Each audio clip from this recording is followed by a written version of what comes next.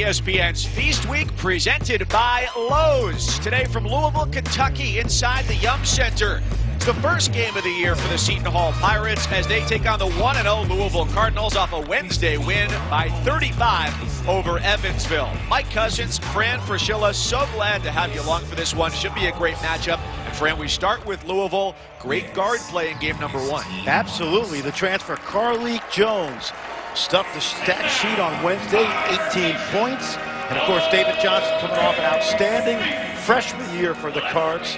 That's going to be a dynamic backcourt. Seton Hall loses 56% of their score, and a lot of that was from Miles Powell, so it's up to those who remain to fill the void. And it begins with Sandro Mamukashvili, the youngster from Georgia. Left-handed scorer, stretches the defense, and expected to have a very big season for Kevin Willard, who's in his 11th season now. They would have made their 5th straight NCAA tournament last year. They face a little bit of complexity to start this season. They were supposed to have their opener on Wednesday as a part of this multi-team event. They are coming off a COVID pause, so it's playing a little bit of catch-up for the Pirates. They got back to practice on Monday. We were at practice yesterday, Thanksgiving Day, and Kevin Willard said, we were really sharp right up until we had to shut down and pause because of the COVID virus. I'm anxious to see what they look like today because conditioning could be a factor.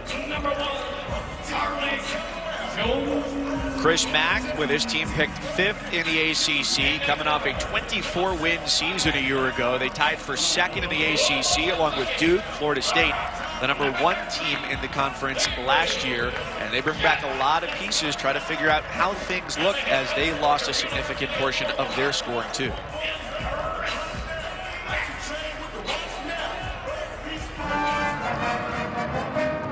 So these two former Big East rivals are ready to go, playing for the first time since December 1st of 2018 at the Prudential Center in New Jersey. A 70-65 Louisville victory. Members of the Big East from 05 to 13 together before Louisville took off for their brief season in the American and now as members of the ACC. Kevin Willard, very comfortable coming back to Louisville where he was an assistant coach to Rick Pitino. There you see Carlik Jones, the outstanding transfer from Radford, the Big South Player of the Year a year ago. And there you see Kevin Willard, who's, like I said, back in familiar grounds.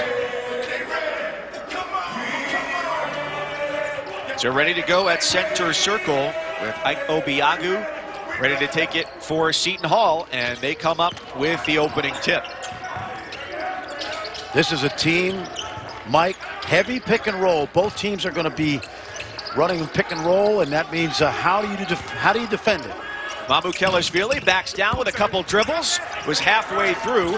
He secures the offensive rebound, goes up for a second try off front iron, and it's out of bounds, belongs to Louisville. Well, you saw Kevin Willard going inside right away to the 6'11 senior from the Republic of Georgia. Born in New York City, spent his early childhood in his native country, and has had a great career at Seton Hall. And picked preseason All Big East first team, a unanimous choice. A nice cut to the lane. Jalen Withers with the first bucket for U of L. And that's what we talked about, heavy pick and roll offense. Good roll down the lane, no tag from the weak side, easy basket for the redshirt freshman. Miles Cale works from the short corner. Turnaround fadeaway, no. The offensive board secured by Obiagu, the 7-footer, laid to Florida State. They turn it over. Back to the Cards a minute in. Watch Carlik Jones. He's brilliant in pick and roll because he can score and pass. There's the roll to the basket. And you've got to stay home on the weak side if you're Jared Rhoden. You got to tag that big guy before you release back out to your man. Easy decision making there by Carlik Jones. Well, for both sides, you don't have the secret scrimmages, you don't have the exhibition games. Jones gets into the lane and just misses on what was a nice floater. But for Seton Hall coming off of that pause, how important, I should say, is communication in defending the pick and roll? Well, I think the whole idea of playing today is going to be all about communication because, to your point, they haven't had a chance to really see live action with the lights on. Mamukashvili with the drive before he gave it off to Obiagu, who was fouled from outside the arc. I expect Seton Hall to be very sloppy early in this game. And I also expect conditioning to be a factor for them based on the 2-week pause, if you will.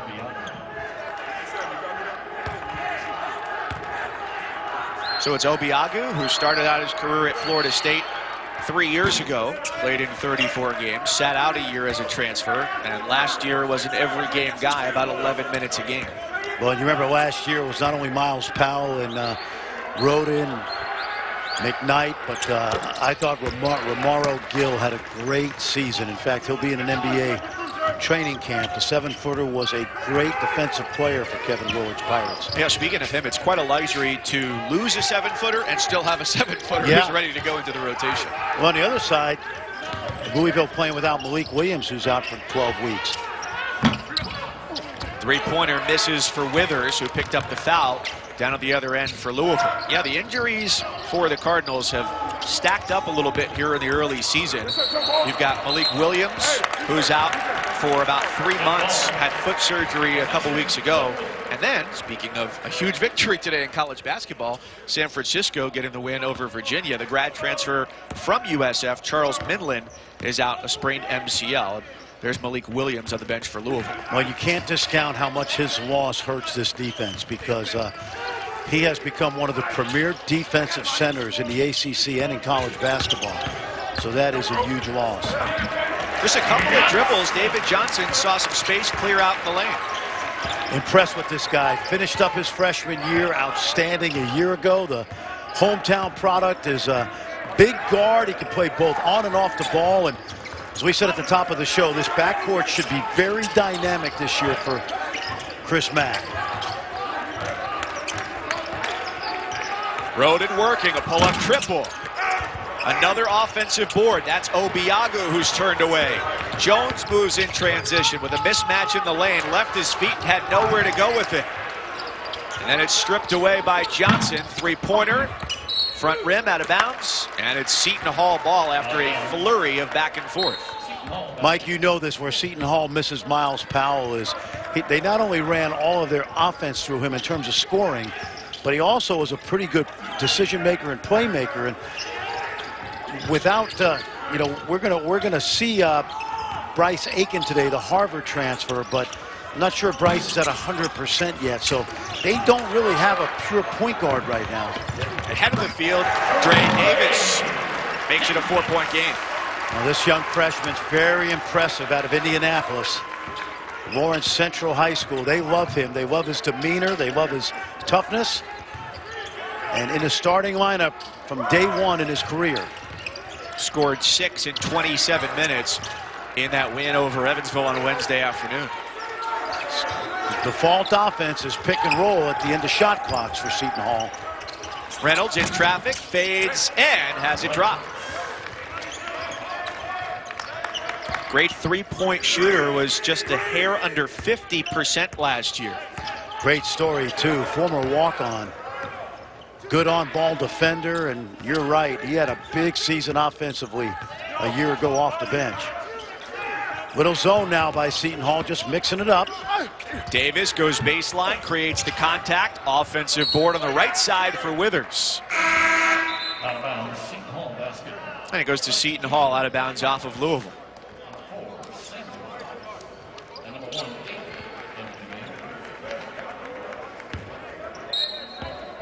Got those benches shaped, got plexiglass behind there. There you see Bryce Aiken, the Harvard transfer, back home in New Jersey.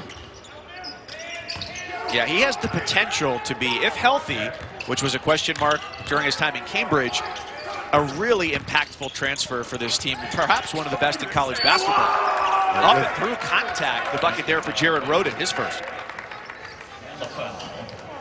Now, Bryce Aiken, there's a lot to his story. We'll tell you more about the transfer from Harvard on the other side. 6-all early. This is the Wade Houston Tip-Off Classic. One of the first African Americans to earn an athletic scholarship here at the U of L. And the first black head coach hired in the SEC to coach basketball was on the staff here at Louisville for 13 years. They won a couple of titles while he was here and has quite a legacy here as he looks on from one of the suites at the Yum Center. Yeah, great businessman, the father of Allen Houston, the outstanding former NBA player. And when I was a young coach back in the 80s, when Wade Houston walked into a gym when you were recruiting, you knew you were in the wrong place because you were not getting that player. Denny Crum and his great staff. Wade was part of 2 national titles and a gentleman, as is his son Allen. And great that he's recognized as a historic figure in Louisville basketball. Here's Bryce Aiken, the transfer from Harvard, and a blocking foul under the basket as he goes hard to the hoop. We told you about him before the break frame. What kind of player is Seton Hall getting with Aiken? He is a scoring guard. Obviously, he's got the size of a point guard, but he really knows how to put the ball in the basket. He had 8 games in 65 at Harvard of 30 points or more, including 41 against Columbia. I've watched this kid from the day he walked on that Harvard campus. And quite frankly, early in this game, Mike, he's really moving better than I expected. Well, and Fran, you know one of your sons was a teammate of his at Harvard. Those scoring numbers are impressive, and that was a talented group of team. It wasn't as if he was the only scorer on those squads. Well, let me tell you something. I've seen him get points against Power 5 teams. So it's not, and this is a kid that was recruited by the Power 5 as well. So Tommy Amaker lucky to get him, and Kevin Willard lucky to have him back as a grad transfer. Samuel Williamson floats it in, saying he looks good coming back off of an aggravated patella tendon, full practice the last week or so. I didn't really think any of that heralded recruiting class last year had a huge impact on Chris Mack's team, minus David Johnson. And Samuel Williamson is a guy that I expect a better sophomore season out of. Three-pointer pure for Tyrese Samuel, the sophomore from Montreal. I'll tell you, the big fella, he's a high-energy big. He kind of looks facially like Bam Adebayo. And we watched him practice yesterday. He made those threes. He didn't shoot a lot last year. Kevin Willard says he'll be probably about a 25 to 30 minute a game guy this year. That's nice. Johnson with the feed, and the left-hand finish, rolls off the rim, fight for it, and on the ascent, J.J. Traynor draws the foul. One of the things you got to be excited about if you're Chris Mack is you have 2 dynamic pick-and-roll guards in Johnson and Jones. Take a look right here. There's the screen. That attracts the big, and a little dump off inside to the roll man. Really well done, Mike. And you know, we talked about this at the very beginning. Both teams are so heavily invested in pick-and-roll basketball that your coverage defensively has to be sound and solid. You run pick-and-roll for 2 reasons. 1, to get the ball to the paint, and number 2, to cause confusion at the point of the screen, because that breaks your defense down. And so both teams have to be concerned on the defensive end today about the variety of ways they'll get into pick-and-roll. And there's a multitude of possibilities just on that play alone. You saw Johnson got Mamukelashvili off his feet. Think about that in a late game situation when you need a foul. There's a guy who can get to the free throw line too. Aiken from way deep clings off back rim.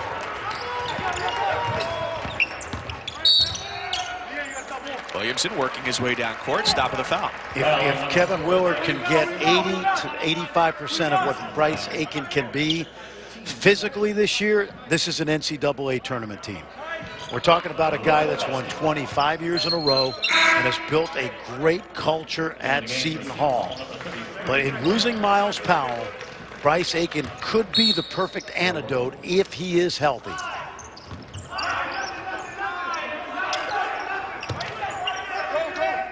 He guards Jones. That's a great guard matchup. 2 grad transfers. And the excitement for the coaches, these guys can be here for not just 1 but 2 years. A clean block at the rim by Obiagu starts the break for Seton Hall. Very much like the way he's controlling the defense in the lane. And on the drive, Reynolds tucked it like a running back and dropped it in to give Seton Hall a 5-point edge. Little soft 2-2-1 pressure right here. We call that a nuisance press. Usually they fall back to a zone. Let's take a look. They are. Reynolds puts the 2 up. Jones had a good look from 15 feet, kicks it out for Dre Davis. You know, I always thought Fran and Newsom's press was when you're in the elevator and you accidentally press the wrong floor. So it's going to know multiple applications for that. Absolutely. Yeah, it's a press that you don't really utilize a lot to turn the ball over. Sometimes the team will get sloppy, but what it does is it slows you down. It milks the shot clock. That's good coverage right here on the inbounds. That's 5. And they get the 5-second violation. That's as animated as anybody's been on that bench all day. Well, that was great scouting, too, because they switched the screen inside. There was great communication. Take a look. Watch everybody point. There's a switch. Stay. Deny. Deny. 5. That is scouting right there. That was probably gone over in the ballroom at the Galt Hotel last night and today. It's the hotel for this multi-team event, the bubble, if you will, perhaps one of the best. You've got Bubbleville in Connecticut, but here the hotel where the players are staying is connected via a bridge, an above-ground bridge. So it's interesting, too, for some of the Louisville staff. Even though they live here in town, they're not going to go home for 10 days. No, they're here. They're essentially quarantined in the hotel, and so far so good. We expect a lot of bumps in the road this year, but we've gotten off to a great start college basketball-wise the first 3 days. David Johnson with the basket after U of L had just 1 bucket in the last 4 minutes and helps cool an 11-2 Seton Hall run. Impressive young player because he can score and pass it and defend. He's got really good length. Kale up top, Reynolds to 3. Is that a shot Kevin Willard's okay with? I think so, yeah. Kale's got to get back and score the way he did as a sophomore. Johnson to the corner. This is Slazinski just into the game, and he hits coming off a 10-point performance on Wednesday. No shortage of confidence for the sophomore from Houston. He's got a little bit of swagger, no hesitation off the bench.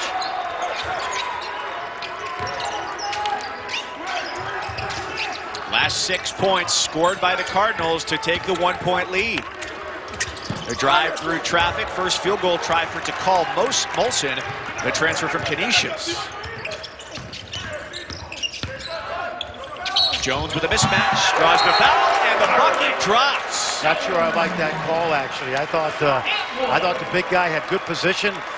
He's allowed to move his feet. But things are heating up in here in the Yum Center. Take a look. David Johnson, step back, knocks it down. And then Slazinski, Quinn Slazinski. You're watching the ACC on ESPN.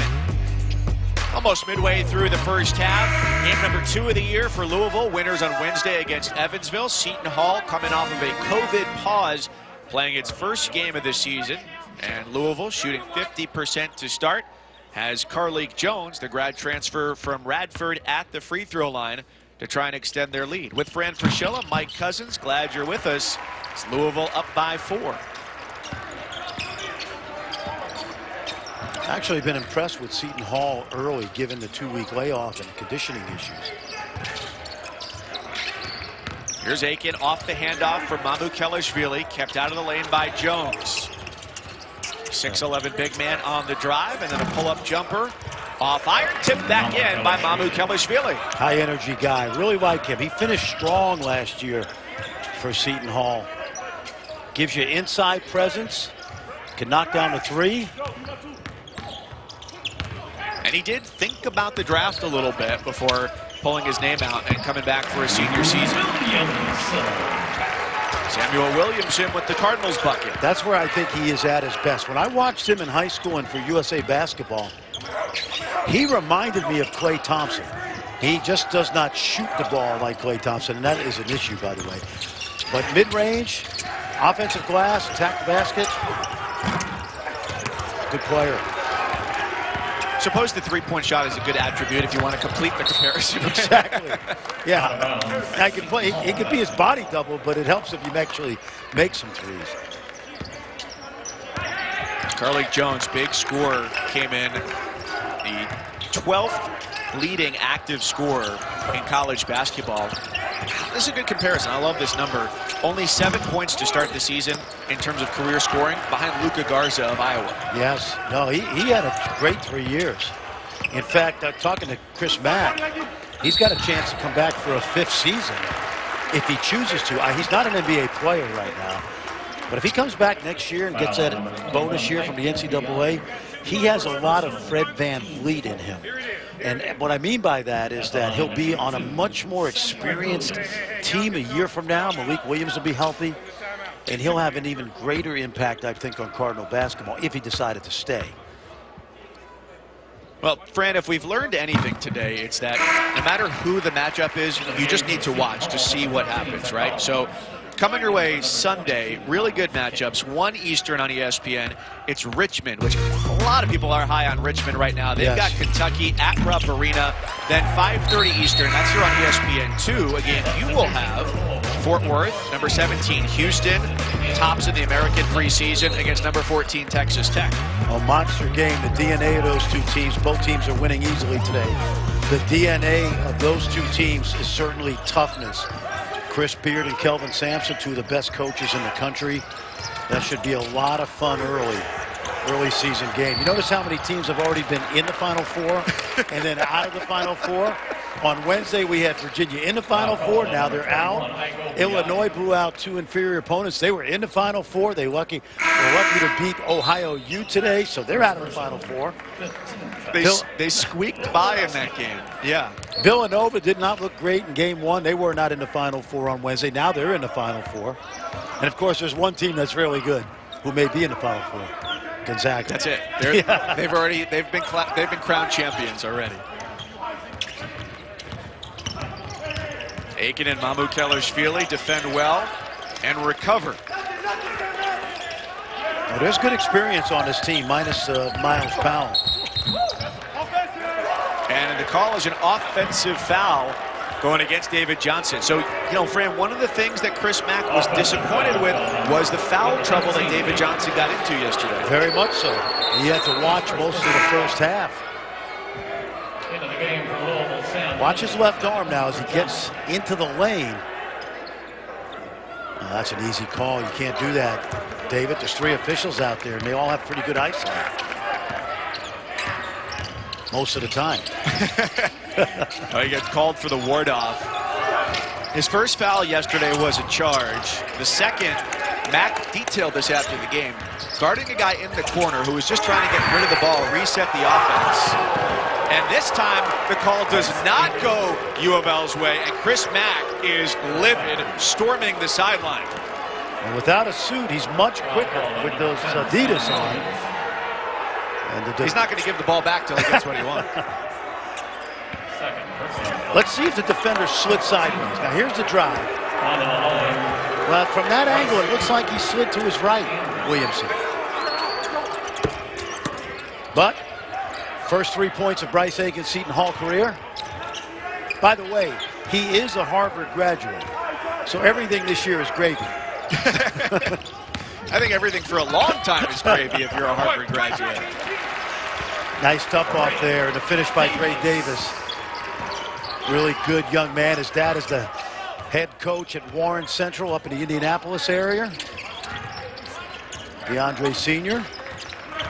Going to be a really good player. Factory for high-quality high school basketball players, and perhaps the NCAA postseason this year, too. Yeah. Molson saves it. That leads to a wide-open airballed 3 from Cale. The more open you are, the harder the look gets to make. Well, Miles Cale, he's gone from an offensive player to a defender, but they need him to make that job. Well, the coaches are going to have to work on some massage Cale to get the ego back up after that. All right, friend, you're going to see Houston this weekend. Do you agree with Coach Greenberg? It's a tremendous young backcourt. Yeah, and by the way, they had Nate Hinton, who was only going to be a junior. He left early, and I think one of the reasons he left early is because he saw Marcus Sasser and Dejan Giroux and certainly Caleb Mills, who did not play in the first game, saw that they were becoming young stars. That's a really good game. I'm going to be excited about that game over at Dickies Arena in Fort Worth on Sunday afternoon. Texas Tech, same thing. Transfers. Mac McClung off to a good start, the Georgetown transfer. That'll be 5:30 Eastern on ESPN2.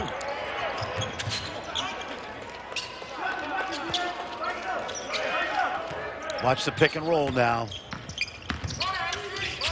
Pull up, elbow jumper, smooth for Carlik Jones. What makes him so dangerous in pick and roll is why NBA point guards are good in pick and roll, because most of them can score on their own. He will give the ball up, but the play that time called for him to pull up before the defender inside, came up and played him, and nicely done. Largest lead in the first half right here for Louisville is 7, as they've scored 15 of the last 17 points. Molson, and he responds with a 3.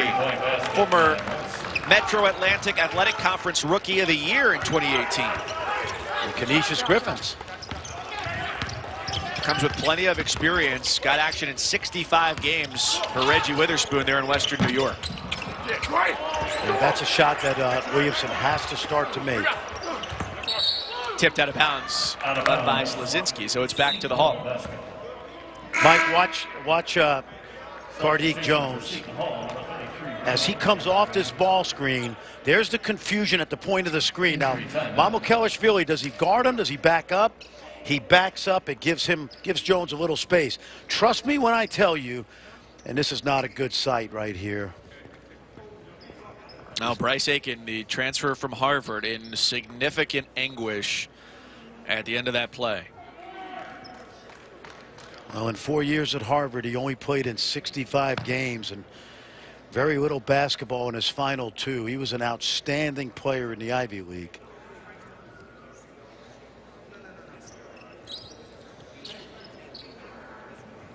So Bryce Aiken tended to on the court with Louisville up over Seton Hall by 4 in the first. Good to see Bryce Aiken back to his feet, but for a guy whose career has been hampered by injury, that is tough to see him down and holding his leg in pain. Boy, just nobody nearby, and it's an ankle, not a knee, which I guess is the good news. And he did walk off under his own power. Young man out of the Patrick School, which has produced some great players, including Kyrie Irving, Al Harrington. And Patrick School only 5 miles from Seton Hall. A huge factor in his return to the Garden State. Sandro Mamukelashvili can be dangerous shooting the three-pointer like that. At 6'11", he's hard to guard. What you love about him is he brings you toughness inside, but he also stretches the defense. Good scouting report recognition right there. Sneaky little play they try to get a layup on, but Seton Hall smelled it out. They've scored 6 unanswered. Mamukelashvili with the catch and the finish on the right side. That's what he does. He gives you the outside game with the 3-ball, gives you the 6'11" and the power inside. He plays with a chip. Good effort. Seton Hall doing a nice job of staying in their game, giving it as their first opportunity. Another pick and roll opportunity. You got to catch that ball. And it belongs to Seton Hall, but that's a very dangerous option when Carlik Jones gets into the lane. Mike, his ability to dish and score. Mike, watch inside. Watch how they run it. They try to run a little cross screen inside, and look at Roden. He smells the play out. And that's, again, those are the type of things that you cover in your walkthrough on the day of and the day before a game.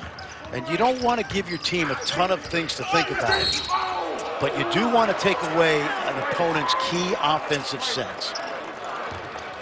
Can you take us through that as a coach? You probably have a million things going on in your head, and how you synthesize that for what gets on the whiteboard before the game. My coaching staff would have a 50-page scouting report, and I'm holding up in my hand right now a 2-page TV chart, which is my old scouting report. It's very nice card stock. It is good card stock, but what it is you give you consolidate 50 pages of scouting report into 2 pages. Personnel, strengths and weaknesses of each player, and also 3, 4, 5 key plays they run. Plays we call need plays when they need a basket late, inbounds plays. You know, you don't want to feed, you can't eat an elephant all in one bite. And you can't give them the whole elephant. You can only have pieces of the elephant.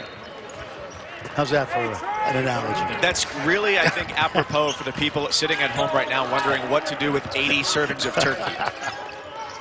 You got turkey soup, sandwiches, whatever you got. You got to get rid of it. And don't eat elephant soup. Louisville trying to answer after 9 straight by Seton Hall, and it comes with Jones, who's just so patient as he goes down the lane. That's a great point, Mike. I'm telling you, I've been watching some tape of some young point guards already, and they play too fast. They haven't figured out college basketball, so you got to know how to play at different paces. A miss high off the window sets up a 5-on-4 opportunity for Louisville. Can they find the open man? Jones, and he's fouled by Reynolds, tracking back down the floor.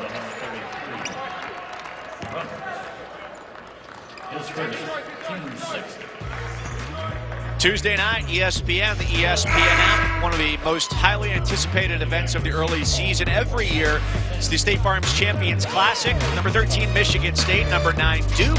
And then 7:30 Eastern, that's at 7:30. And then number 6, Kansas takes on number 10, Kentucky at Bankers Life Fieldhouse in Indianapolis. I must be one of the few people in college basketball. I actually think Joey Hauser is the better Hauser.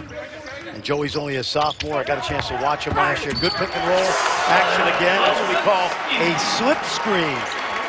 And that's when you take advantage of aggressive coverage right there. Expecting a ball screen, so watch Slazinski slip out of it. Slip to the basket. Mamu gets caught watching the paint dry. And a lot of times you take a team's aggressiveness and use it against them. Mamu Kelishvili is going to show hard on the ball screen because he's worried about Johnson and Jones. And instead, he lets his man get behind him to the basket. Really well done execution. What's the responsibility of the weak side defense on that? They have to be in the lane. They have to, in order to be a good pick and roll defensive team, you got to play 2-on-5, or in this case 5-on-2. And that time, too much space. Molson likes his look, just leaves it short. Jones trying to navigate his way to the ball, gets fouled in the process. You know, I'd hate to be a coach in the Big South Conference, because when you think about Carly Jones at Radford and Maceo Teague, who transferred from UNC Asheville, it's like a minor league system for high majors. Remember Andrew Rousey that went to Marquette? Which is somewhat indicative of the way college basketball has started to work, where the players have the opportunity to move to a bigger setting. You know, in this case, Carly Jones from Cincinnati, he's getting closer to home, but a lot of times guys see a bigger opportunity, they want to take that. And sometimes they drop down a level because they want to play more. And, you know, I used to tell coaches, the #1 job description of a college basketball coach used to be crisis management coordinator, because you're paid to put out fires.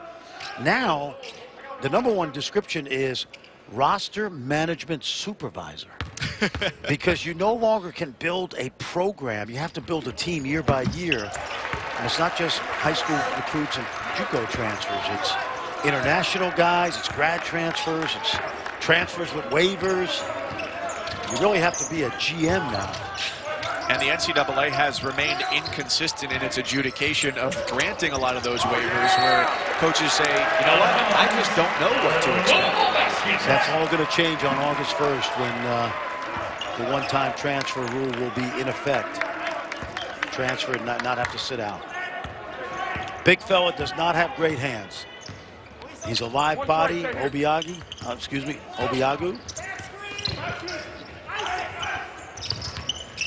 Here's Davis, the freshman from Indianapolis, looking for the handoff to Jones. That rule on the left, everybody who plays basketball, college basketball this year, will get an extra year of eligibility if they choose to use it. Jones had the mismatch against Mamu Kelishvili, and they end up with a three-point look. No good from Davis.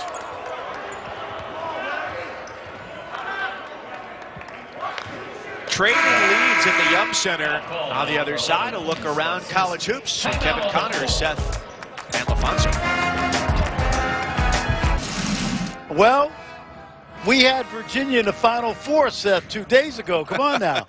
But, no, you know, one thing I used to tell my team, Mike, when you play games in November, whether you win or lose, you're not going to be the same team 3 months from now. And the key is to get better and not get worse. Some teams get off to a great start to their season and they peter out as the year goes on.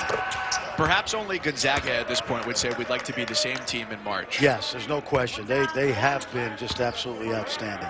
Fran, we just saw Coach Crum sitting in the stands. His name is on the court here. Did you get to know him when you were coaching? I did. He's one of the great gentlemen in all of basketball. And I used to go on the radio show with him and Joe B. Hall, a great coach of Kentucky. And people have a hard time believing that they were actually great friends because of the rivalry. And Coach Crum is a gentleman. That's the best way I could describe him.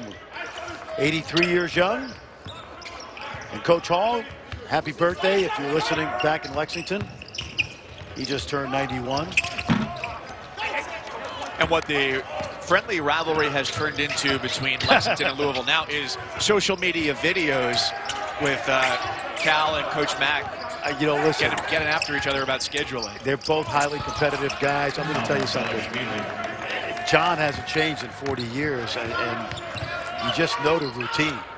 He was going to try to one-up Chris, and Chris came back at him. And airing some dirty laundry on social media. That was great. He was great. Got to fight fire with fire.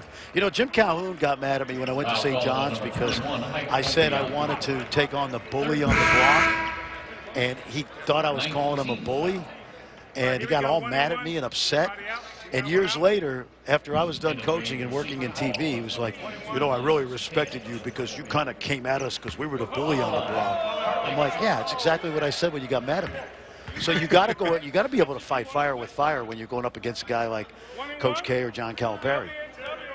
Well, there were some feathers ruffled at Big East Media Day, too, with Coach Willard, because he got asked about UConn coming back to the Big East after 7 years in the American. Yeah. And he was honest and said, you know, and I think it was somewhat tongue-in-cheek, nobody's really excited about that because they're a good program.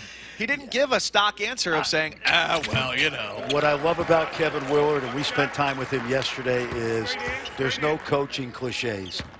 He tells you exactly what he's thinking. I love it. Absolutely. Absolutely. And he's done a remarkable job at a place that first 3 or 4 or 5 years, people were not sure he would get the program turned around. Not an easy job. They don't have the same type of facilities that Duke and Kentucky have. And I always felt at Seton Hall and places like St. John's, you had to get tough, hard-nosed city kids, and he's got a group like that. What I really enjoyed was hearing his philosophy about how the program has changed. It would have been their 5th straight NCAA tournament last year. And when you lose a player like Miles Powell, who signed with the Knicks, and Romaro Gill, who's with Utah, you can have a drop-off. Some programs will, but they have sustained their success. And he said that level of competitiveness within the program got set by players like Isaiah Whitehead and Kadeem Carrington. Absolutely. They had Angel Delgado as well, who once grabbed 23 rebounds in a game. Absolutely. And what happens is the culture sustains itself. You find the right kids that want that challenge at turning Seton Hall around, and you want to just add to that mix each time you have to adjust the roster for graduation. And they've done that. David Johnson with the drive, and the floater goes. Soft touch with the right hand. Young man from Trinity High School, right down the road from the University of Louisville. Timeout on the floor. So Kevin Willard said that when he coaches now, it's very stress-free. Although he told us in his past he had coached for a guy who was a bit of a yeller. I'm not sure who he was talking about. Maybe. Well, it wasn't his father, Ralph, who was a pretty calm guy. It was the guy on the right. And when we asked Kevin yesterday at practice, I said, all right, now that you're having success, who do you coach most like, Coach P or your dad? He said, I'm one-third my dad, I'm one-third Rick Pitino, and I'm one-third B. Which I thought was a great answer because he's taken the best of both. And I have to tell you, sometimes you want to eliminate the worst of somebody. Not that Rick, you know, when it comes to coaching, Rick Pitino is as good a coach as there is, but you can't be Rick Pitino. You have to be Kevin Willard. You can't be Ralph Willard.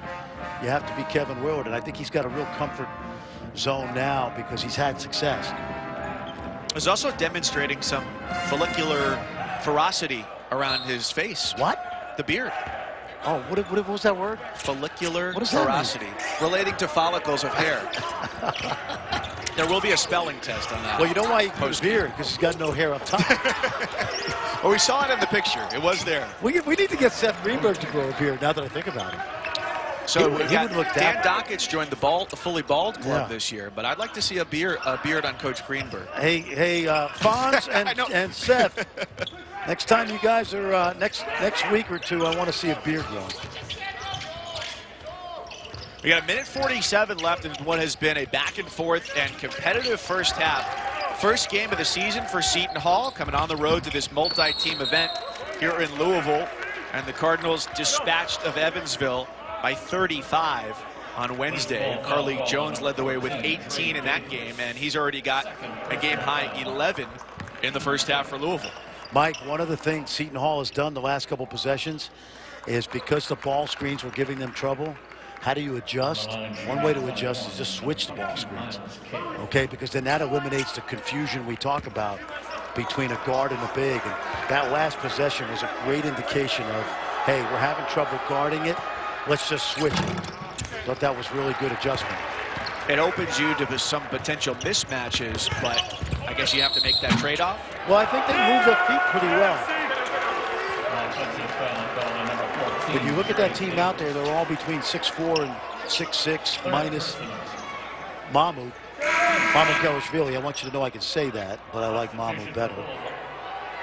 But yeah, they all move their feet well enough that I think you can get away with that adjustment.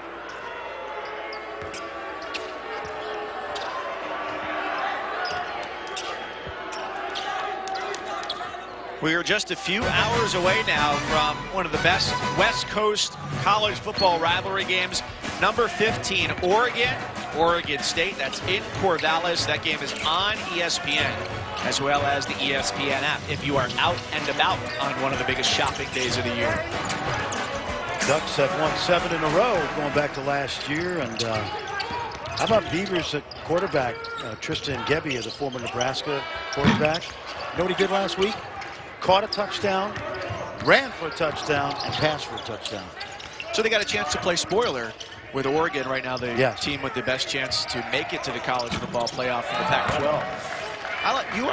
You're ready for everything, Fran. You're ready for ACC, for Big East, for Pac-12 football. You guys are listening back in Bristol. I can do college football. I love college football. I like Shavar Reynolds as well. Led that last Seton Hall basket. Behind the back in the lane for Withers. He rises and draws the foul. The redshirt freshman out of Charlotte, who prior to Wednesday had waited more than 600 days between getting on the floor for competitive games from the end of his high school career to the start of his college one. And if you're a basketball junkie and you put together Charlotte and Withers, yes, that is the son of Curtis Withers, who's an outstanding player for the 49ers. Bobby Reach back in the day when they competed against Louisville. He was a monster. Son, not quite the physicalness yet. In fact, that last drive was a good indication of what Chris Mack wants from Jalen Withers. He's a very, very good athlete with good length. They say he's put on about 30 pounds since he's arrived on campus. And probably room for a little bit more on that frame, no too. question. Oh, yeah.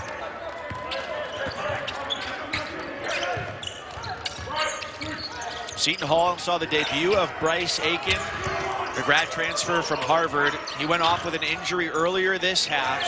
They trailed by 2 and a chance to take the lead here right before the half. Drive, dish, and the reverse from Miles Cale. Yeah, nice drive by Randolph getting inside. Reynolds, excuse me. Jones with the rock. He drives it, has it swatted out of bounds. 0.2 of a second remaining. It's got to be a tip in here. Watch Shavar Reynolds Jr. get to the paint, draw some traffic. And then Miles Cale in that what we call dunker spot on the baseline, just lurking behind the defense and a good drop off. Let's take a look right here. Good block shot. That's 0.2 on the clock. The only way they can score Louisville is on a tip at the basket. Did you have a play that you like to call in this situation where you know it's going to have to be something at the rim? Absolutely. And what you have to do is you have to be able to run it with or without a timeout. Because that same play could happen late in a ball game when you're out of timeout. That's just like special situations in football. We used to scrimmage at the end of every practice, down 8, 3 minutes to go, or up 8, 3 minutes to go. and try to create those kind of situations late in the game so everything was covered. Hubie Brown used to say the notoriety of the coach is directly proportional to his team's execution under pressure. And that's a perfect example right here. So this has to be a tip. The officials, everybody in the building knows this. What you don't want to do if you're Seton Hall is foul here. Jones looking to get it in. And it's intercepted to bring us to the conclusion of the opening 20 minutes. 38 all. A good finale portends to be on deck. Seth Greenberg, LaFonso Ellis, Kevin Connors, get you caught up. What's going on in Hoops Today?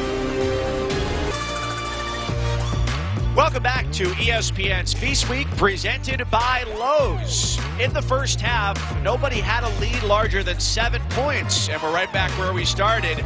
38-38 even. Mike Cousins, Fran Fraschilla, glad to have you along here on this late November Friday.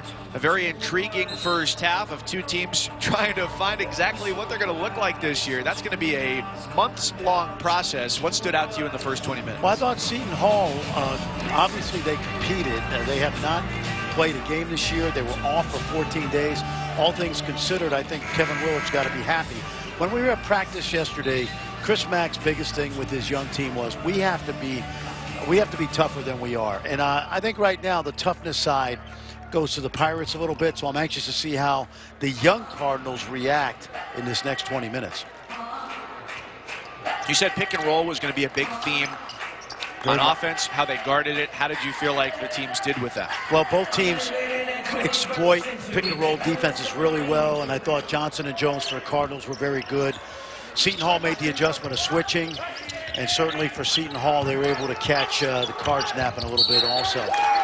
Oh, that's good scouting report defense, too. They tried to set up an isolation play for Jared Roden at the top of the key, and he's so right-hand dominant. Watch Dre Davis jump to the right side. He's in position. That is a great job for a freshman to recognize the strength of the opponent, and I think that's the third foul on Jared Roden. And that is the third Seton Hall Pirate with 3 fouls now, Mike, both big guys. Obiagu and who's our other guy? Samuel. And Samuel with 3.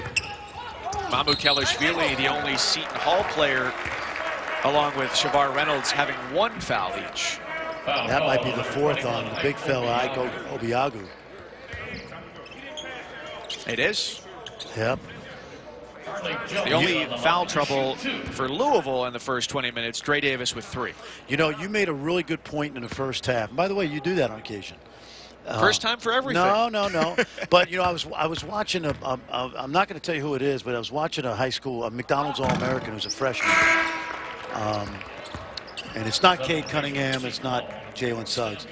But he's on a game I've got coming up, and he plays too fast. You know, he doesn't know how to play at the speed of the game right now. But you made the point about Carlik Jones playing at a great pace. He knows when to play fast. He knows when to play slow. He doesn't get sped up. And I'll tell you who really got great at that in his career, and that's Kyle Lowry with the Raptors, you know, who was a dynamo early in his career, always attacking downhill. But I love the way Jones plays with good pace. Is that something here as Jones grabs the rebound for Louisville that comes through coaching, or does it have to come from minutes on the floor? Comes everything. It's a whole process. Experience, coaching, what you can get away with, what you can't get away with. And then the smarter you get, the better you get physically, the more the game, you know, you see the game better.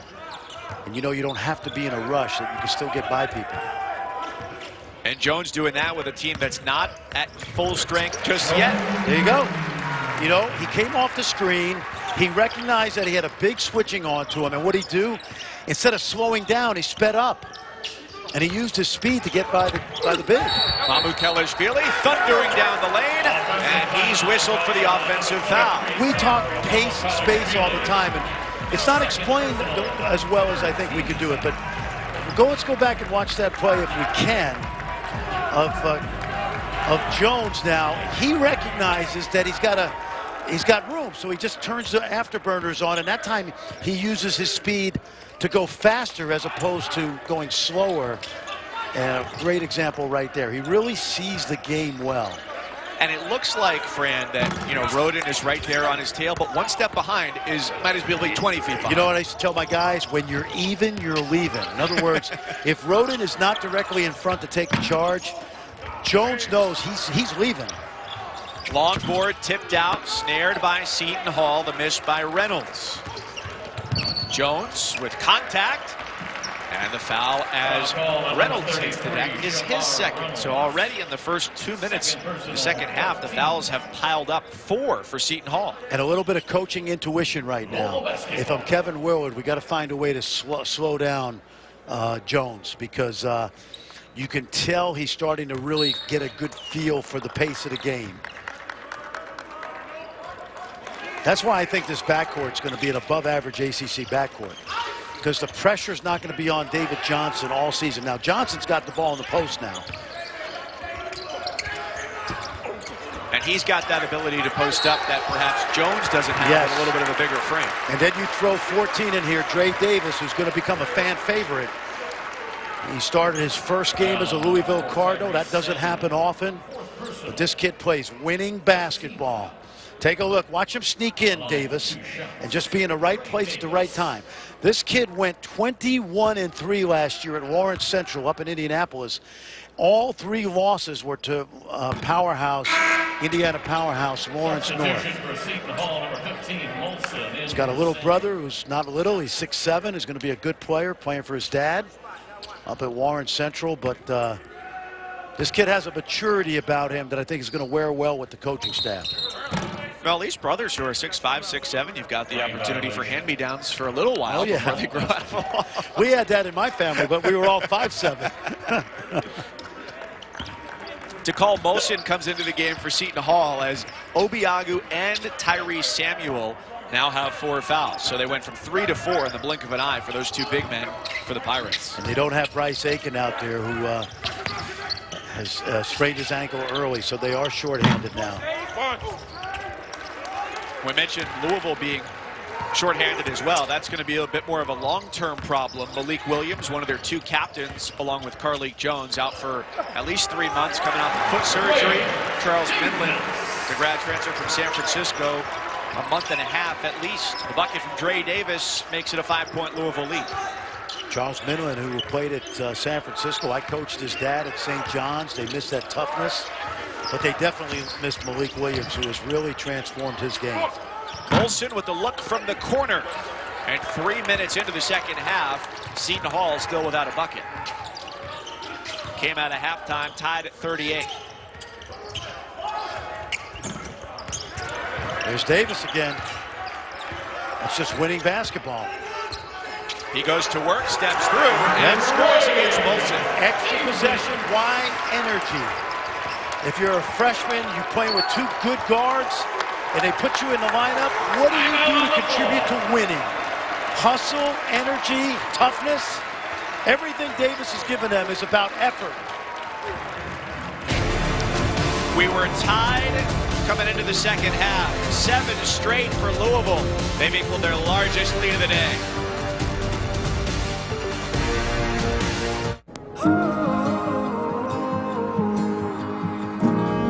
Always be ready to seize the moment when inspiration strikes. Make the most of this opportunity during Mazda's Season of Inspiration. Get 0.9% APR for up to 60 months and no payments for 90 days. When it comes to the home gating, you gotta have certain essentials. As long as I got my family, friends, Tostitos, my famous nachos, we're good. And don't forget to put a little bend in your knees. Right now, we're just finding happiness in the small things. Just being with the fellas, watching the game, you know, I think it's a very special moment. You know, we don't get to play, but we get to watch it. I agree. I'm okay with you being the nacho guy the rest of the season. Tostitos, get to the good stuff.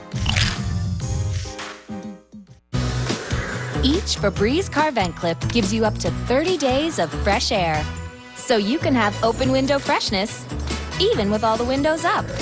Enjoy fresh anytime with Febreze. La la la la la.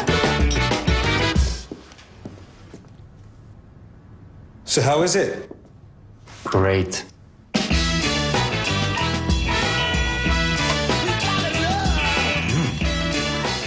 Have you tried the Popeyes chicken sandwich? Made with our buttermilk crispy chicken and our delicious toasted brioche buns with spicy or classic mayo? If you haven't, try it today for just $3.99. Love that chicken from Popeyes.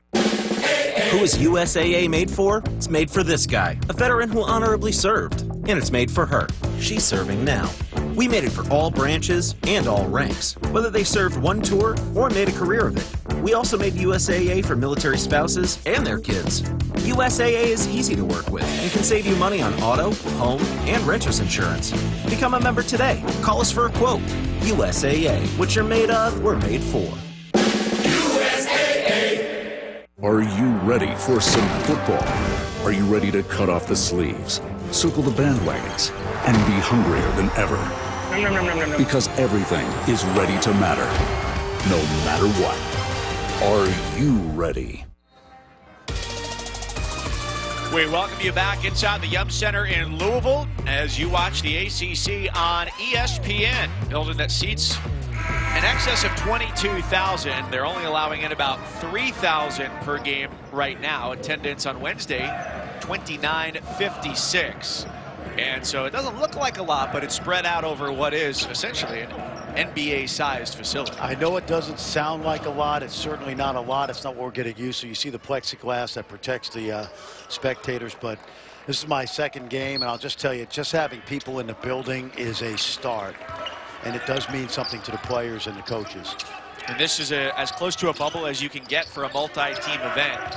16 games, 9 teams over 10 days. And certainly the benches look quite different at every college basketball game this year. 7 straight points for Louisville coming out of halftime where it was tied at 38. A couple of bigs in foul trouble. Tyrese Samuel, Ike Obiagu for Seton Hall. Bryce Aiken out with a leg injury that he suffered in the first half, as this team is just coming off of a 2-week pause for positive COVID tests. So not only trying to figure out their identity, but also trying to figure out who's got the most stamina to go for a full 40 minutes. I'll tell you what they do have. They do have a residue of toughness left over from the last 4 years. When you look at guys like Kale and Roden and Mamu Kelishvili, you know, Samuel a little bit, Obiagu last year, all of these guys, certainly Shavar Reynolds Jr., there is that competitiveness and toughness left behind. And I thought that would sustain them in this game today, despite being off for 14 days. And it has to this point. The question is, can they sustain it for 40 minutes? Davis earns himself a conversation with Chris Mack as the freshman picks up his 4th foul and goes to sit. Just watching this Seton Hall team, they're going to have a winning season. I just don't know, without the dynamic ability of Bryce Aiken, if he's not healthy, whether they can be an NCAA team. The winning DNA is here, but I don't know that there's a dynamic shot maker where it comes easy to him like it did Miles Powell, who was unbelievable last year. What an incredible 4 years. Went from a little fat kid to a NBA player, hopefully with the New York Knicks. It's interesting. It's interesting about the Knicks, Mike, as I grew up a longtime Knicks fan. And there you see the incredible run. Miles Powell is one of those guys on a 17-man roster that he may not ever be a great NBA player. It may not even be an NBA player, but there's something about playing with toughness and competitiveness, and also his ability to get his own shot that I got a feeling he's going to make that Knicks roster, because I think Tom Thibodeau is going to love his competitiveness, much the way we watched Javon Carter for 4 years play for Bob Huggins. And I believe, too, if I read correctly, they don't have a significant number of players under contract on that squad right now, which gives them a good opportunity. Nor should they. Nor should they, because they are starting from scratch. The roster composition last year was very forward heavy. There weren't many winning players on the team. I mean, they're NBA players, but very few of those guys really play winning basketball. Jones shoveled it back for Williamson, looking to end up on SportsCenter with that finish. It's still a 7-point game. from Miles Powell to Miles Kale. Now the senior from Delaware has made his voice heard in his community. I would like to thank everyone for coming out today. I would also like to thank Sergeant Saunders and Bishop Brockton for organizing a peaceful event. I am part of the MOT community, and something that I do to give back to this community is my Kale Cares initiatives. And our initiatives for Kale Cares involves awareness of police brutality and doing our best to bridge the relationship between black community and the police. Miles Kale, the senior from Middletown, Delaware, Fran, a guy that you've watched him for a long time. Yeah, it's what's really cool about this young man is when I ran the Under Armour All-American camp, he was at the camp for 2 straight summers, and he never said 10 words. He's such a quiet, soft-spoken kid. To see him get up and share his views on social justice this summer was great. By the way, coached in AAU by a guy by the name of Tim Lakeler down in South Jersey. Miles from Middletown, Delaware, but a Jersey connection. And has had a great career both on and off the court. Defensive stopper on that great team a year ago. And when it comes to initiatives for social justice, I talked with Dwayne Woodward earlier today, the assistant coach for Seton Hall, who, if you go way back to the mid-90s, played at Boston College under our colleague Paul Biancardi on that staff. And he's on Coaches for Action. It's a 21-member committee in the Big East, and they helped get the Black Lives Matter patch on the jerseys this year. And you know, he said talking about the issues of racial justice and equality in our society, and especially as it pertains to sports, this year was somewhat like therapy, because this is something that black and brown people in the United States have known for a long time. It is a centuries-long problem in America, but it has come to light for people that did not really have it as an issue at the forefront of their lives. Now everybody knows that it's there, and so it was somewhat cathartic to be able to talk about that in the open with fellow coaches. It did. It opened the wound. It opened our eyes, you know, as white coaches, people in the sports community, and the activism of the young athletes and coaches is great to see. I've been a part of a number of minority coaching initiatives to prepare these guys to be head coaches in college, which we need more of, and great to see. And that's not a good sign as well. Seton Hall already losing Bryce Aiken to an ankle sprain, and Samuel Williamson. And this team has been decimated, the Cardinals, by injuries. The official word on Bryce Aiken is a right ankle sprain. As you mentioned, he's not going to return. Mamu Kelishvili gets the bucket and the finish to make it a 7-point game after Louisville had enjoyed its largest lead of the day. Strong move inside by the 6'11 senior. We mentioned he's from the Republic of Georgia. If you're a Golden State Warrior NBA fan, you may remember Zazu Pachulia, who is the most well-known NBA player from that country. He actually played, and you know Montverde as well as anybody, you and Paul Biancardi. He played with R.J. Barrett and Leaky Black for Kevin Boyle at Montverde. We just had Cade Cunningham's debut the other day, another Montverde grad. Ben Simmons, D'Angelo Russell. We could spend the next 4 hours going off the list of players we absolutely who played for Kevin Boyle and gone on to bigger things. Looked like they were matching up in the zone. Now Mac the man. High finish off glass. Nicely done, David Johnson. Again, good patience. Figured out how he could get to the basket. Remember, there's no hand checking, so you should not have a problem in space getting to the basket off the dribble if you're Jones or Johnson. Johnson, after foul trouble in the opener Wednesday, had 4 points. Today is already up to 9. He lines up this one.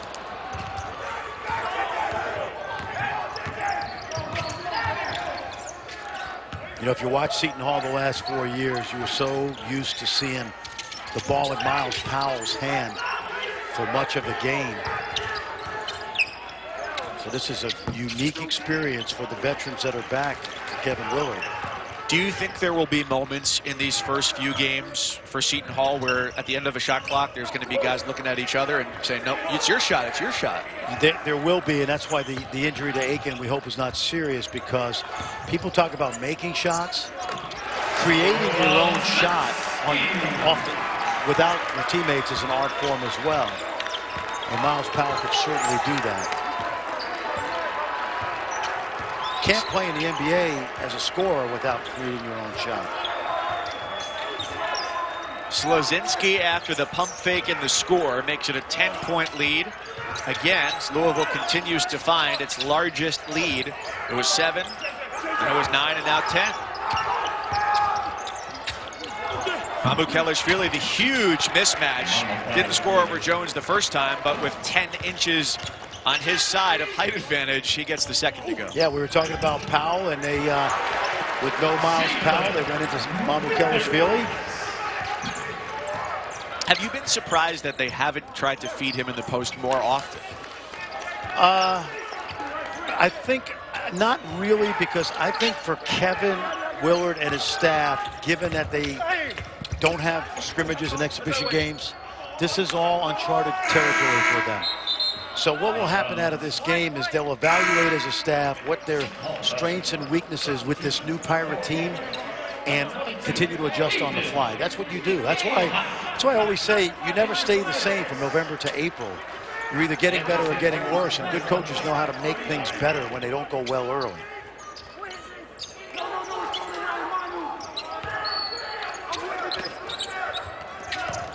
Just into the game and inbounding there is Jahari Long, the freshman out of Houston, perhaps one of their point guards of the future, and getting his first minutes as a college player. Mamukelashvili clocked on the face on the way up. So he's got to shake that off. Adding to the injuries that have been sustained today, Seton Hall telling us that Bryce Aiken will not return with a right ankle sprain, and Samuel Williamson for Louisville is out for the remainder of the day with a right toe injury. There you see the senior. This is a guy the last part of last season went for about 14 and 9. Great Seton Hall season last year. Knocked off 2 top 10 opponents. Shared a piece of the Big East title with Villanova and Creighton.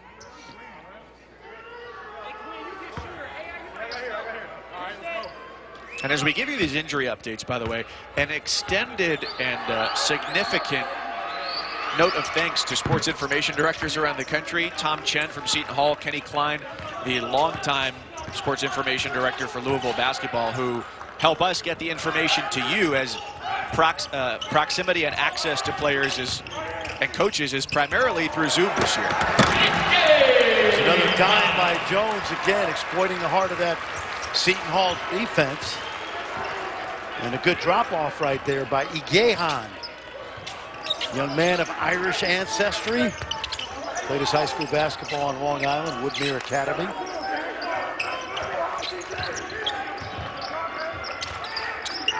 Along with the feed for Molson, it's Roden backing down on Slozinski, fades away, and it's short. Slozinski colliding with Johnson, who's got it for Louisville.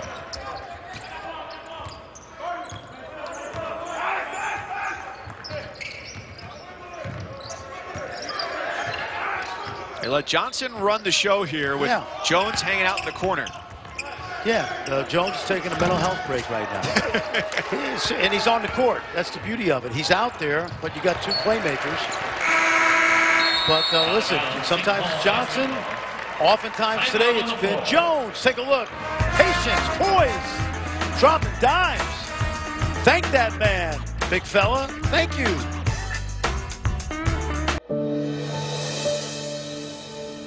Black Lives Matter is no organization.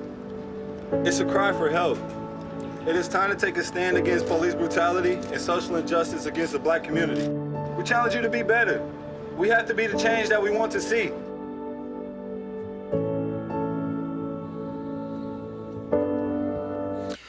That was the message this summer as part of a rally that the Louisville basketball team was involved with. And Malik Williams, the senior big man out of Fort Wayne, Indiana, who is unfortunately out right now, at least 3 months, with a fracture of the 5th metatarsal in his right foot. And as you look around the sports world and you see more of those messages of equality, I thought the U.S. women's national team had a good statement today.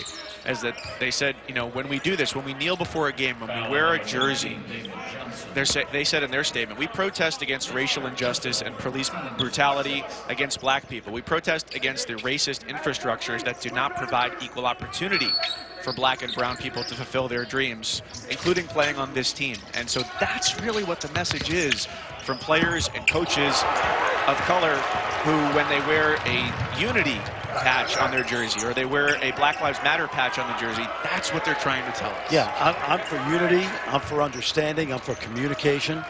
The great thing about this country, and it is, to me, the greatest country on earth, maybe in the history of the world, that's just my opinion, is that we all get to have a voice. And a lot of my African-American friends have told me that you just don't understand what we go through. I've been willing to listen and learn.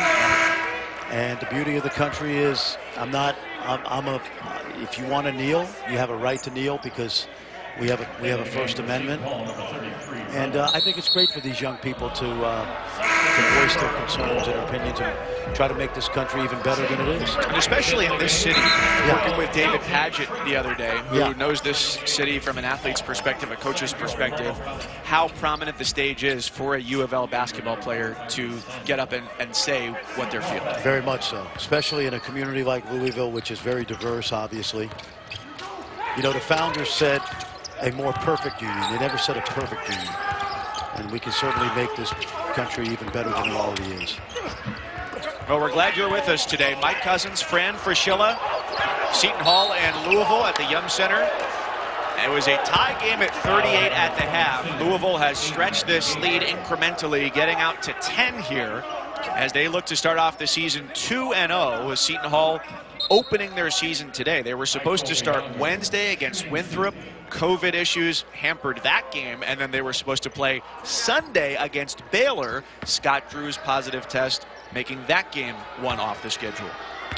But in the spirit of 2020, Baylor's off to Las Vegas, where they'll play in an MTE this weekend.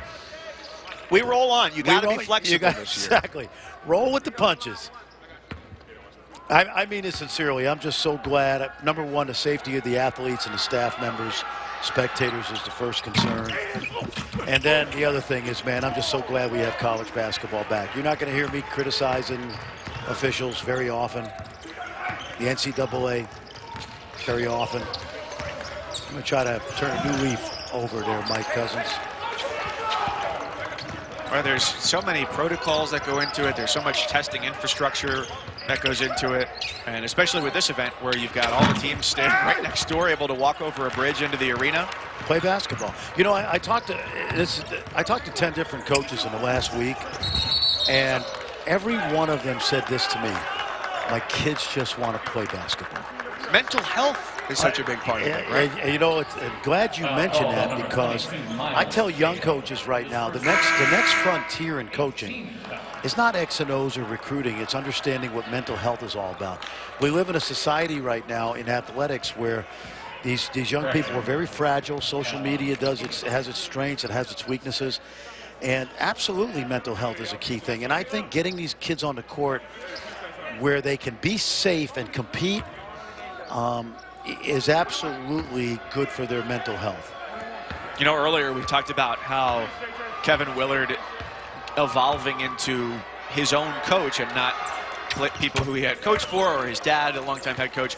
But he said that this summer especially, he worked with a sports psychologist who visited with the team, as well as a separate mental health professional, to learn about what his guys needed. They maintained the confidentiality of what was talked about between the players and the mental health professional, but the feedback that he got was, well, this guy might need you to coach him a little harder because he misses that, or you might need to go a little bit easier on this player because it's not just when you walk into a gym anymore, my way or the highway. Well, if you just take Seton Hall specifically, they had a great season, prematurely ended. Then you had COVID concerns. Then you had the summer of George Floyd. Then you had the uncertainty of when these kids were going to be back on campus, in classes, when they were going to play again. And I think Kevin had some really wise words for us when he talked about how important, you know, the mental health aspect of coaching these guys is. Reynolds misses. Louisville has the ball in a 7-point lead. Nice. And it's not just, you know, the season started only a couple weeks late relative to your normal start date. But even for people outside of basketball, January feels like 8 years ago. So you just think about how long the offseason felt, and you can imagine the magnitude of that. No question. I'm old, but I'm not old enough to remember the Spanish flu. We're living in unprecedented times right now. We have to understand, we have to be grateful for what we have. I got college basketball. And I remember, you know, Robin Harris, I remember tweeting about her saying she's in charge of the Ivy League, and they shut down Ivy basketball. I was upset about it. I was supposed to do that tournament. Yeah, and it turned out that, you know, she was probably ahead of the curve, and you see all the things going on right now. No basketball for the Ivy League this coming year, but it's going to get back to normal someday. In the meantime, we're going to be grateful for what we have, and we've got a pretty competitive game right now. Seton Hall, given that they've missed 14 days, has been pretty good. And they haven't made a basket since the 13:04 mark. Louisville bench calling for goaltending, and eventually it ends up with a whistle against Seton Hall. Well, I like this guy. Take a look now. Watch Carlik Jones. Well, that wasn't goaltending right there, but that was. Ball hit the board. It looked like Obiagu hit it on the way up.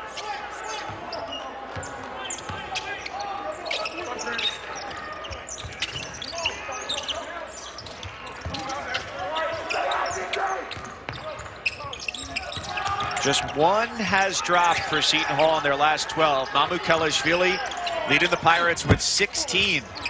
And he grabs the weak side rebound.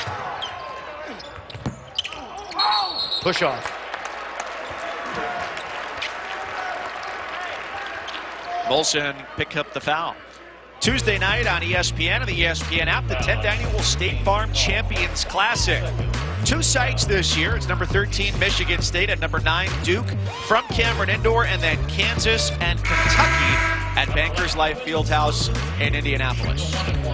And we talked about roster management supervisor John Calipari. Even Kentucky's got to go out and find some transfers, and they've got Olivier Sarr, the 7-footer out of Wake Forest, who, by the way, Danny Manning, congratulations. Danny, now a colleague at ESPN. Danny did a great job with Olivier Sarr, developing him into one of the better big men in the ACC, and he will help Kentucky, I believe, immediately. And I don't know about you, Mike, but I was at the hotel last night. I watched the replay of the Gonzaga-Kansas game, and I think Kansas got beat by Duke last year in the Champions. They wound up going 28-3. That loss is not going to be as bad a loss as people in Jayhawk land think. That loss to Gonzaga yesterday. I think this Kansas team's going to be very, very good before long. It's the time of year to enjoy the games for what they bring us, but not necessarily to extrapolate too much from the results. Exactly. Of course, we get paid to extrapolate from the results. So that's a much-needed basket by Shavar Reynolds Jr. And the way he hit the deck, it looked like somewhat when sometimes the guys fall down trying to get the foul. I think he may have slipped because he held the back of his head as he got up. Jones drives and kicks for Johnson, who almost answers with the 3, and a soaring board secured by Reynolds. As he gets pestered, it's taken away, but J.J. Traynor stepped out of bounds. 8-point game, still plenty of time to go. After the timeout, Seth, Pond, and Kevin, an update.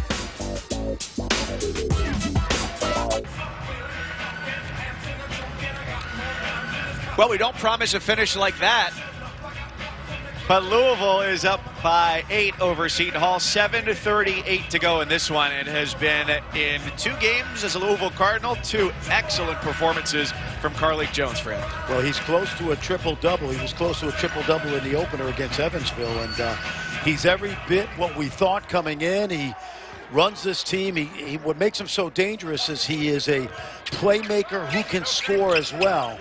And boy, does he take pressure off of David Johnson. That is going to be a very good backcourt this year in the ACC. And you know, Mike, you made a great point midway through the second half. If there's one thing I'm observing from Seton Hall right now is that Mamukelashvili may be the guy that Kevin Willard has to find more opportunities to score. The young man's not going to mind that at all. It's just going to take good precision and passing from his teammates. But right out of that timeout, he gets them a bucket.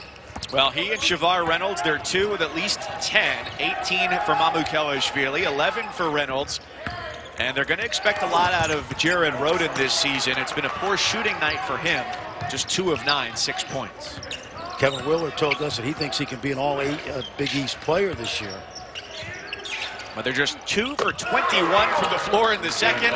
As we say that, the floodgates open with a triple from Rhoden. This is a great effort by Seton Hall today.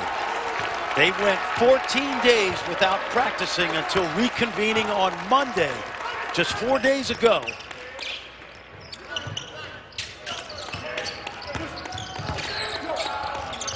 Johnson draws the double. Slazinski had a look from 3. Instead, tries a pocket pass, and it ended up as a shoelace pass instead. Oh, bad decision by Slazinski. He would have been better off shooting that 3 right off the catch.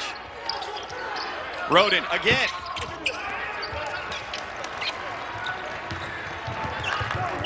Chris Mack talked about the lack of toughness of his young team. We're going to find out the last 6 minutes whether that is prophetic.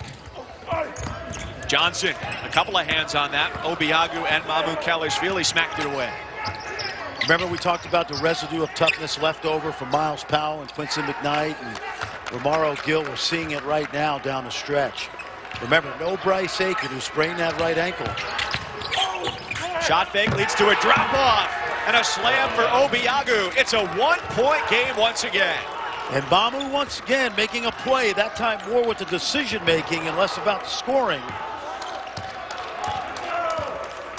10 straight points from Seton Hall to get right back into it. And Louisville takes a timeout. It's pretty nice when you can have a 6'11" big man be the distributor from the top of the key. And not run somebody over. Watch a little pick and pop action right there. There's the space in the lane.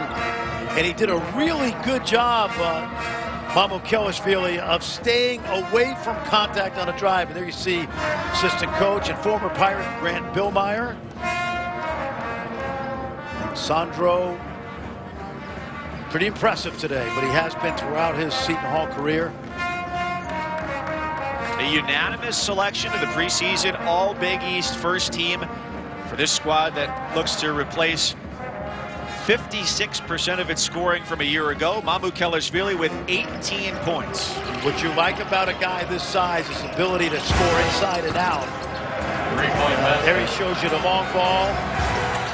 There's the agility in the lane, using the offhand. Mid-range. Pretty solid, complete day for the young man from Tbilisi, capital of Georgia. I didn't know, so I looked it up. 1.5 million people, similar in size to Philadelphia. Exactly, yeah. Which, if you ask anyone from Philadelphia, that's also the capital city of America. Well, if you ask anybody from Philadelphia about the Republic of Georgia, they say, oh, I've been to Atlanta. So 4 assists away from a triple-double for Carlik Jones after he opened on Wednesday against Evansville with 18 points, 8 rebounds, and 7 assists. After last year, he was the only player in the country to average 25 and 5. Keep in mind that if this game stays close down the stretch, this young man has made 5 career buzzer-beater game winners. So it's also a security blanket for Chris Mack, knowing that he's got somebody that can make those kind of shots. Withers likes the free throw line jumper. Chris Mack does not. Well, this would be amazing if the Pirates can take the lead. This is all about toughness in this second half. Obviously, the All-Americans missed, but he left behind a winning culture. And it's free throws the rest of the way here for both teams. That's the 9th team foul against Louisville that sends Mamukelashvili to the free throw line as Louisville has not scored in almost 4 minutes. Last lead for Seton Hall was when they were up 28-27, and the next free throw vaults them back in front. I watched these guys beat Villanova at the Wells Fargo last year. Remember, they played a handful of games without Miles Powell. They played without Mamukelashvili after he injured the wrist at Iowa State. That ends the 11-0 run. And guess who? He's got a knack for doing this, so keep your eye on this guy down the stretch. If you're Kevin Willard now, you have to know that you have to slow down Carlik Jones. 18 for Jones, 19 for Mamukelashvili. Ball tipped high off glass and secured by Jalen Withers.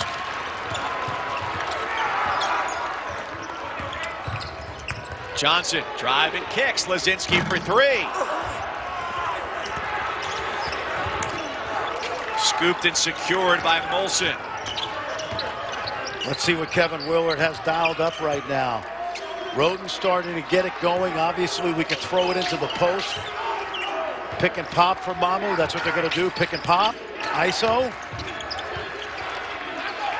Good defense by Lazinski. Shot clock is at 8. Molson, elbow, pull up, pure. Big pull up right there. The young man from Buffalo, New York. Substitution for Seton Hall, number 33 Reynolds into the game for Malone. This young guy does not mind pressure.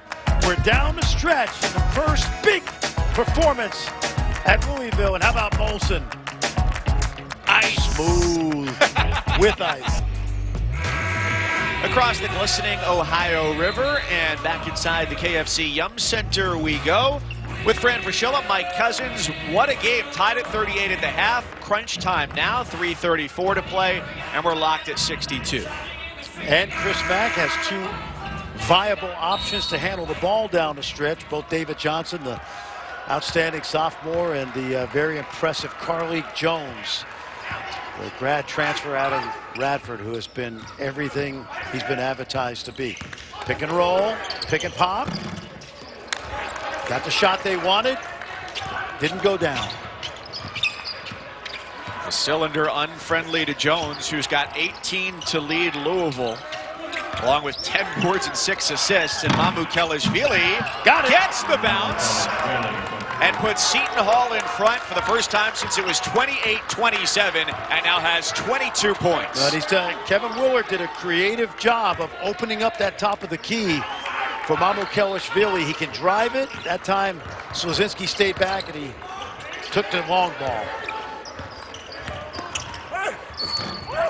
Bucket and 1 for Dre Davis on the floor with 4 fouls, but he is not fearful. That's the first time we've seen Dre Davis since he sat down with the foul trouble. And right out of the timeout, take a look. There's the ISO. And this kid is built like a linebacker as he gets to the basket with a chance to tie it. Really impressed with this young guy's poise, toughness, and his game. The foul goes on Seton Hall's Jared Roden, his 4th. So it's Roden, Samuel Obiagu for the Pirates, all with 4 fouls. Seton Hall, not too long ago, was down 11. They closed the gap, and Louisville evens it up.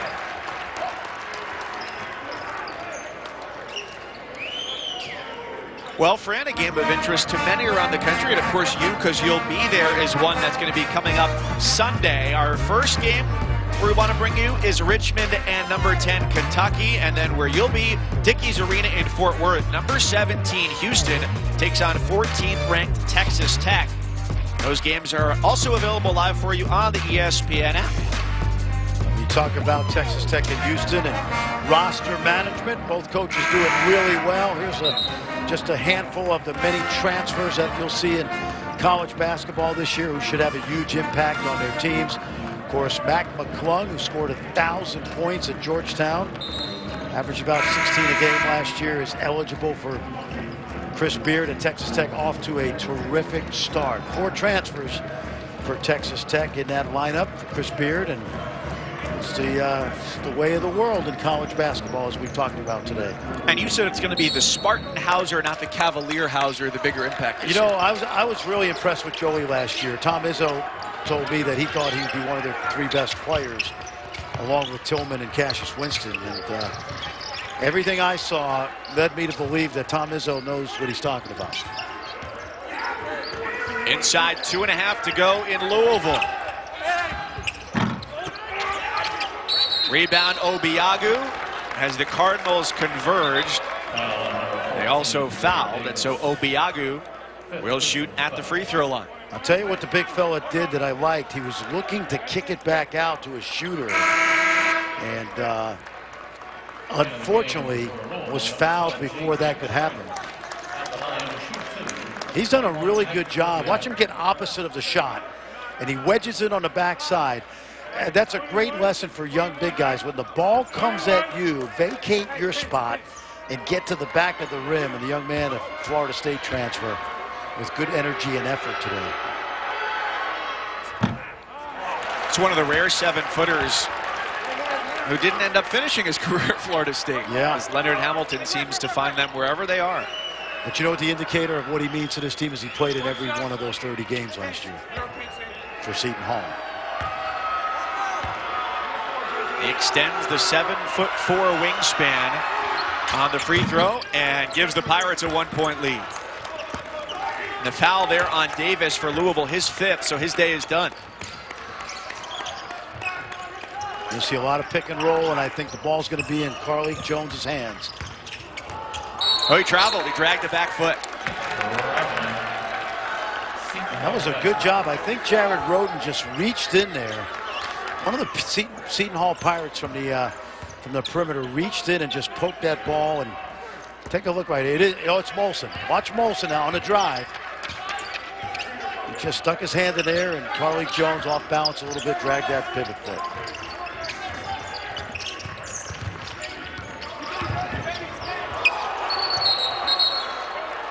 Tie up and a fight for the ball. Louisville has the arrow. They keep it.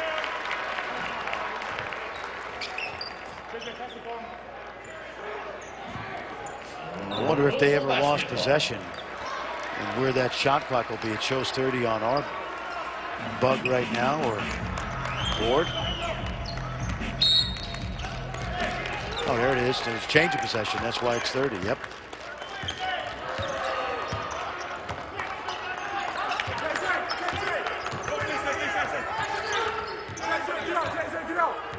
Now it looks like David Johnson looking to make something happen. So Chris Mack with a couple different weapons. Watch the post up here. They've got Withers at the top of the key, looking inside for Johnson. Withers drives the lane and vaults Louisville in front by 1. Remember, he knows Obiagu's got 4 fouls, and that's a situation late in the game where Big Ike's got to not allow that ball to get to the basket that easy.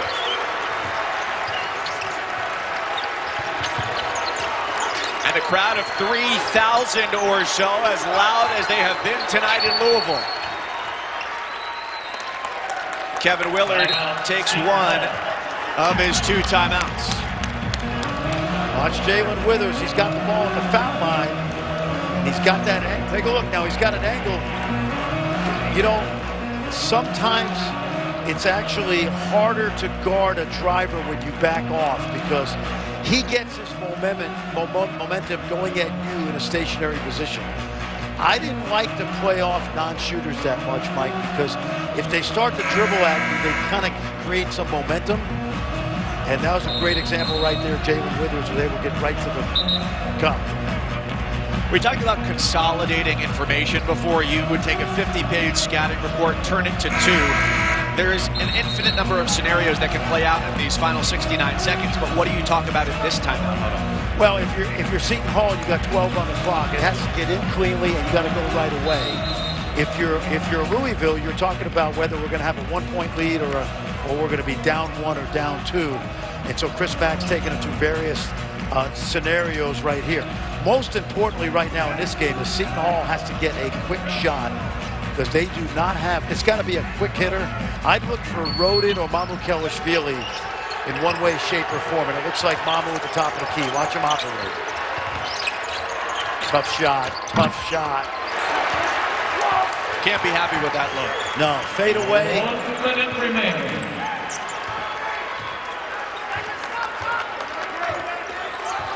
If you're Chris Mack, you're going to milk clock with a 1-point lead. And somewhere under 10, you're going to go probably get this ball in one of your guards. Mamukelashvili went for the steal. Johnson to 3.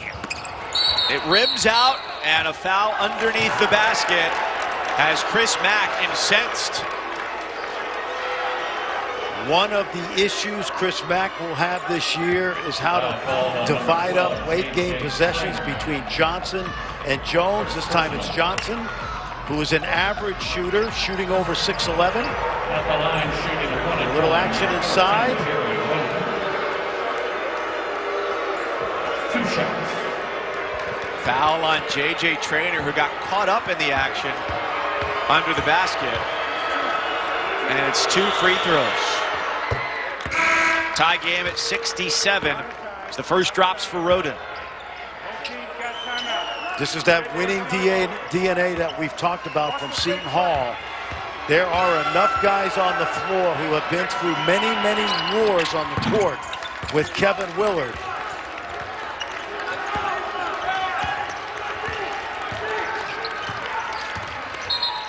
Louisville's final timeout comes with 35 seconds to play. If it's me, I want the ball in Carlik Jones's hands. To me, he is their most effective player in terms of creating for both his own and for his teammates. He's been absolutely scintillating today with his passing. Has a sense of the game as to when to shoot. Just a very, very smooth, efficient player. You're also thinking now, if you're Chris Mack, when you're down 1, shot goes up, we send 5 to the glass. We try to get a second shot opportunity. For Seton Hall, we're talking about getting a stop, crowding the lane and keeping Jones out, daring someone else to shoot it, and we must have 5 on the defensive glass. Look for some switching from Seton Hall so that Jones doesn't get a running start downhill. I'll be very anxious to see who's guarding Carlik Jones, Mike, when they come out of this timeout. I think there are going to be a lot of guys this year, Fran, especially in the ACC, who when they draw that assignment, even if they act confident in themselves, will have some doubt about how hard it'll be to stay in front of him. Yep, and it looks like Shavar Reynolds Jr. is going to guard Jones, and he is a little zone by Seton Hall. And a trap. Don't want to foul here. Slazinski had an open look on the left block. Down the lane, pump fake. Traynor turned away. Second effort puts Louisville up by 1 with 22 to go. J.J. Traynor, the freshman. Terrific energy on the glass. Seton Hall's got 1 timeout.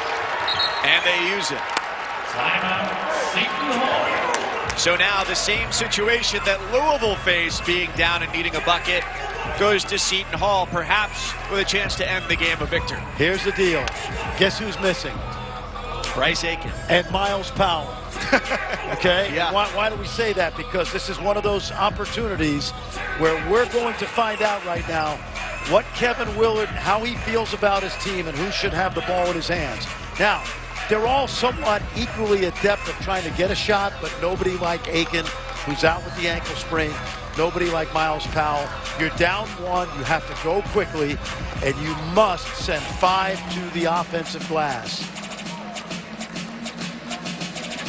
He also recognizes that the last time Mamukelashvili had it, Mike, he wasn't able to get to the paint and had to shoot the fadeaway. Mamukelashvili, the leading scorer among all players today. He's got 22. On the other side for Louisville, Carlik Jones with 18, equaling his output on Wednesday. So no timeouts left for either side. In the event of a tie-up, the ball belongs to Seton Hall. Mamu just hugged to Kyle Molson almost to say, hey, if you're open, man, you got to let it fly too. We know you can score. Capable scorer, averaged 17 a game in his last active season at Canisius a couple years ago. Remember, got to go quick if you're Seton Hall with 12 seconds. Look for Louisville, any kind of ball screen, look for them to switch. potentially switch at all 5 spots in ball screen situations. Keep the ball out of the paint. Reynolds gets it in. Mamu Kelishvili the catch, the feed down the lane. Contact, first try no, a second effort is off, and the third misses. The rebound grabbed by Traynor, and Louisville fouled with 5 seconds to go. How about J.J. Traynor has come up big down the stretch. The freshman from Bardstown, son of former Louisville Cardinal Jason Osborne. Watch the cut by Molson. So maybe Mamu did have him in mind. There's the back cut. And they get, I think, 4 opportunities at this basket. There's the second one, the third, and the rebound by J.J. Traynor. Be careful, young man. Don't throw that ball down. Bounce it. There have been fouls given for lesser slams of the ball than that. That could have been a game changer. Yeah, that was judicious on the part of the officials. I don't think he meant anything by it. But terrific effort by this young man who had a great start to his career against Evansville.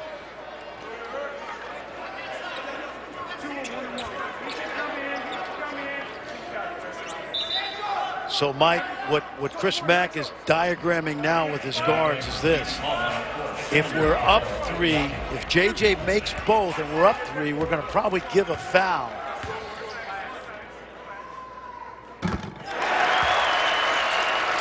Extends the lead to 2. Now, if there's a miss, Seton Hall will have 5 dribbles. They don't have to shoot a desperation shot from half court. Trainor's second. Yep. Watch the foul now. I think they're going to foul before midcourt. Here comes Molson across midcourt. He pulls up. And did he get fouled? Yes, he did. Oh, it's 3 free throws. A chance to tie for Molson as he's fouled by Slazinski. Listen, there's no right or wrong situation here. Chris Mack obviously chose not to foul, but what you can't do is bail out a jump shooter. Take a look. Very minimal contact there. I would not call this a foul. I thought the offensive player created the contact. To call Molson on the line to shoot 3. Molson's first. Makes it a 2-point game. 72% career free throw shooter at Canisius. Heart beating, sweat dripping, and a deep breath. Wow.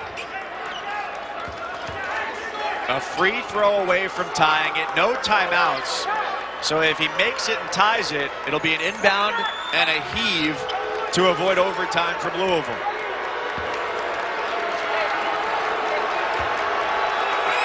And to call Molson, misses the third, and Louisville wins 71-70. Seton Hall 70. Your Louisville Cardinals 71. Tough spot, 72% career free throw shooter. Made 2 out of 3. What you'd probably expect. Louisville hangs on. Chris Mack discussing with Quinn Slazinski as to whether it's a foul or not in that situation. And Kevin Willard's got to be happy with the effort. A little brokenhearted that they could have stolen one at the Yum Center. And a little more banged up than when they started, with Samuel Williamson injured, Bryce Aiken injured. A lot to learn from this game for both sides as Louisville improves to 2-0, and Seton Hall's opener, they drop it by 1. Hey, given that they had 14 days of no practices, came back on Monday, liked their effort. For Louisville, another opportunity to learn with a young team. So on behalf of our entire crew here in Louisville, my partner Fran Fraschilla, certainly was fun, sir. Bill Murray liked it. He loved it. His son Luke on the bench. We say so long. I'm Mike Cousins. Thanks for watching.